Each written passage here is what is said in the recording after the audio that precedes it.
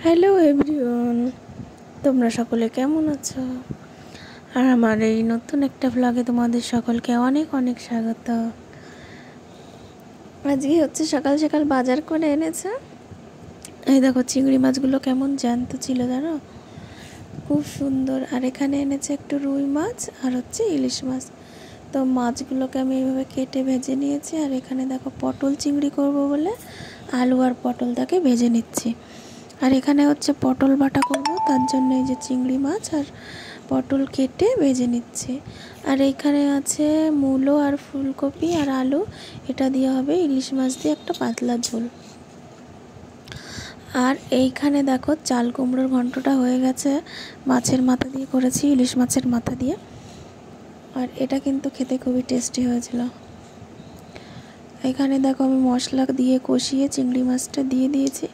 তো আজকে আমি পটল চিংড়িতে কিন্তু আমুল দুধ দিয়েছি, যেহেতু আমার কাছে নারকেলের দুধটা নেই, এই জন্য আমি আমুল দুধ দিয়েছি।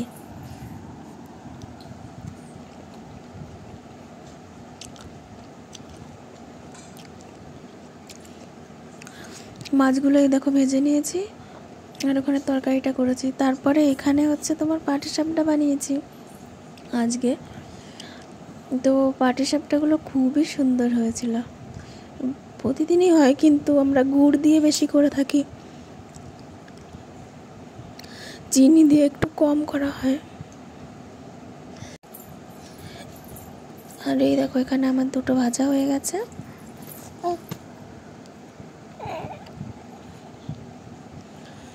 এখানে দেখো কত সুন্দর একা একাই উঠে যাচ্ছে।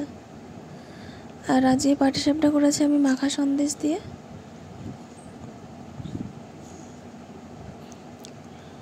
মানে খুন্তি দিয়ে হতেই চাইছে না, দেখো হাত দিয়ে তারপরে মোড়াতে হচ্ছে। উঠছিল সুন্দর করে, কিন্তু ওই মোড়ানোর সময় প্রথমবার একটু হাত না দিলে হচ্ছিল না। আর ওই খুন্তিটা একটু ছোট সাইজের, তো জন্য উঠতেই চাচ্ছে না। দেখো কতবার উঠাতে গিয়ে পড়ে গিয়ে তারপরে আমি এই যে উঠিয়েছি।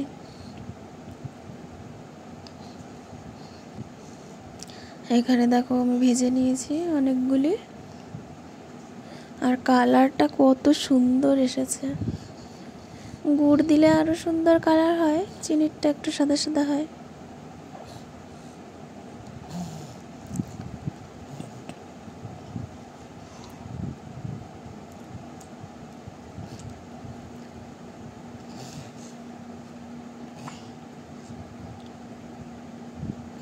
তো আমার এখন বানানো হয়ে গেছে, এই যে সবগুলোই বানিয়ে নিয়েছি।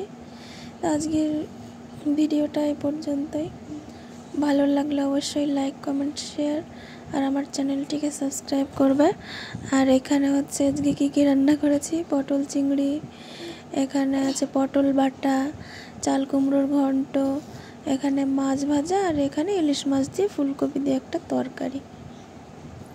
তো টাটা, বাই বাই।